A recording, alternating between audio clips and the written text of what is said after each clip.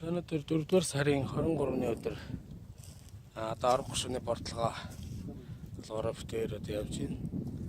Ерөнхийдөө бол одоо энэ Номгон сумын 9 гайхамшиг нэг төглөгээд газар одоо ирээд байна. 0131 ангийн нэг хүнтэй хамт ирсэн.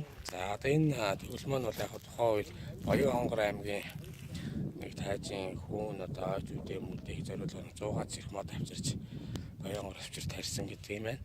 Одоо бол энэ маш том төгөл болсон байна.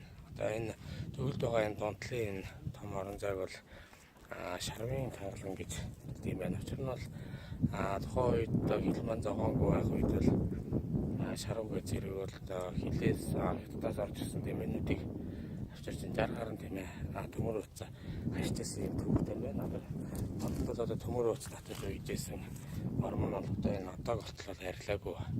Ер нь бол ийм төвхтэй газар байна.